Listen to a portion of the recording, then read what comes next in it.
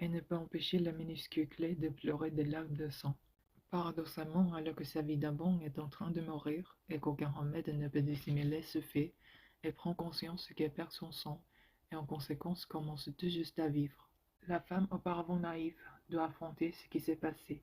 En assassinant toutes ces épouses curieuses, Barbe Bleue tue le féminin créatif, le potentiel de développement d'une existence nouvelle, riche sur tous ses aspects.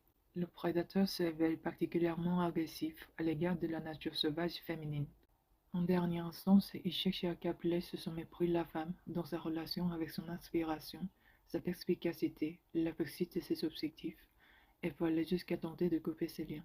Le conte nous indique clairement la tâche à accomplir: rechercher le cadavre, suivre ses instincts, voir ce qui doit être vu, rassembler ses forces psychiques et anéantir l'énergie destructrice.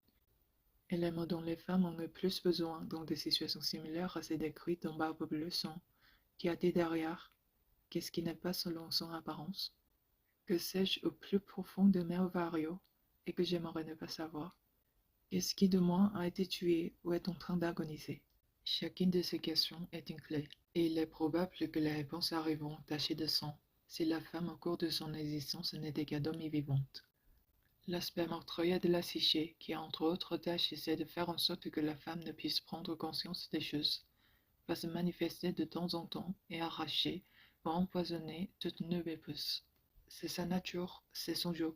Si une femme n'envisage pas ces questions-là, elle continue d'obéir aux dictats du prédateur. Une fois qu'elle ouvrira la pièce de la chichée et découvrira à quel point elle a été massacrée, elle constatera que diverses parties de sa nature féminine et de sa psyché instinctuelle ont été supprimées derrière une bonne santé de façade.